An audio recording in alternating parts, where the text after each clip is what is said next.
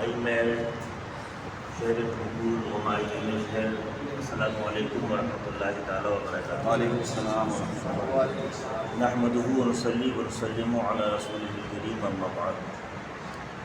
إن الله وملائكته يصلون على النبي يا أيها الذين آمنوا صلوا عليه وسلموا تسليما. اللهم صل على سيدنا مولانا محمد وبارك وسلم كما تحب وترضى بصلي عليه.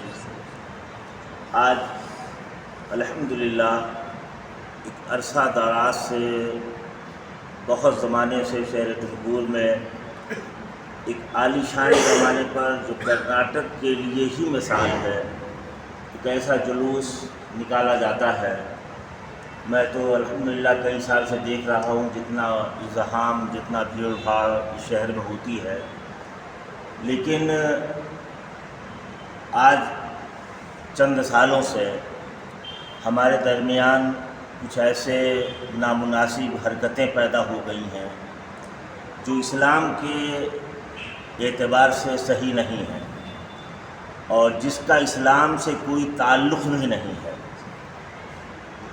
دنیا میں ہر مذاہب کے لوگ الگ الگ طریقے سے جلوس نکالتے ہیں، لیکن سب کے نکالنے کا انداز قریب یکساں ہوتا ہے، ایک طرح کا ہوتا ہے.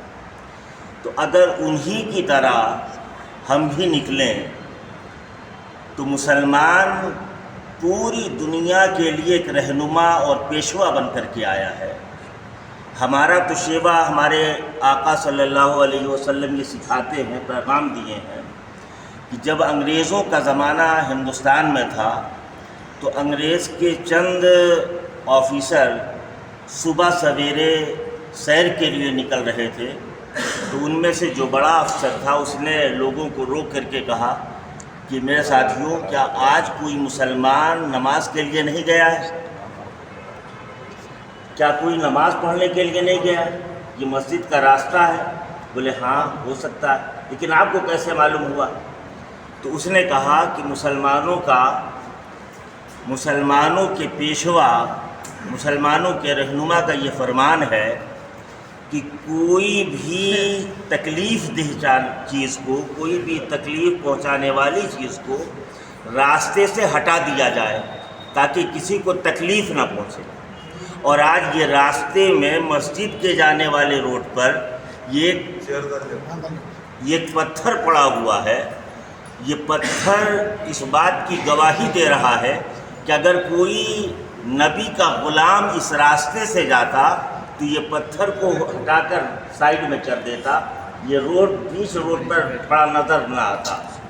تو جب ایک غیر مسلم جو اسلام کا دشمن وہ یہ مان رہا ہے کہ اسلام کیا پیغام دیتا ہے، مسلمانوں کے پیشوا کیا پیغام دیے ہیں مسلمانوں کو، اس کے خلاف اگر چلا جائے تو وہ کہہ رہا ہے کہ ہو سکتا ہے کہ مسلمان کوئی نماز کے لیے نہ گیا ہو.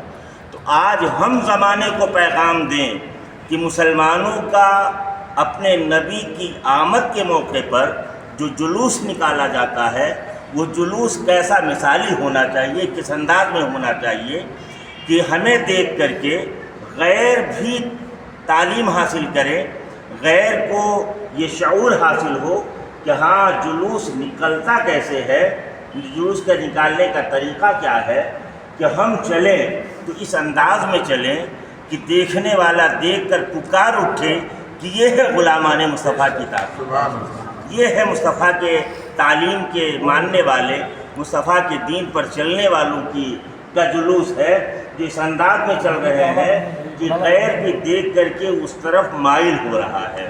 ہم تو ایسا جلوس نکالتے ہیں کہ ہمیں دیکھ کر کے یہود و نصارہ شرماتے ہوئے نظر آتے ہیں. آج ہمارا اصول، ہمارا طریقہ اس انداز میں ہو کہ ہم چلیں تو نبی پاک علیہ الصلاۃ والسلام کے بتائے ہوئے راستے کو، بتائے ہوئے طریقے کو اپنی نگاہوں کے سامنے رکھیں اور ہمارے ہاتھ بندھے ہوں، سر جھکا ہوا ہو، نگاہیں نیچی ہوں اور نبی پاک علیہ الصلاۃ والسلام کی بارگاہ میں درود و سلام کے ترانے گنگناتے ہوئے نکلیں تاکہ غیروں پر بھی اس کا اثر پڑے. اور یہ غیروں پر نہیں بلکہ ہم اپنے آنے والی نسلوں کو بھی یہ سبق دیں کہ ہمیں نکلنا کیسے ہے جلوس کے لیے، کسی اور کے جلوس میں نہیں بلکہ مصطفیٰ جان عالم صلی اللہ تعالیٰ علیہ وسلم کی آمد کی خوشی میں جو ہم نکل رہے ہیں، ہمارے نکلنے کا انداز ہم اپنے آنے والی نسلوں کو بھی پہنچا دیں، تاکہ اللہ تعالیٰ عز و جل اور اس کے پیارے رسول صلی اللہ تعالیٰ علیہ وسلم کی نگاہ کرم ہم پر ہو، اور ہم زمانے میں جو معلم بن کر کے آئے زمانے کے، وہ معلم کی ایک مثال پیش کرتے ہوئے جائیں۔ وآخر دعوانا ان الحمد للہ رب العالمین۔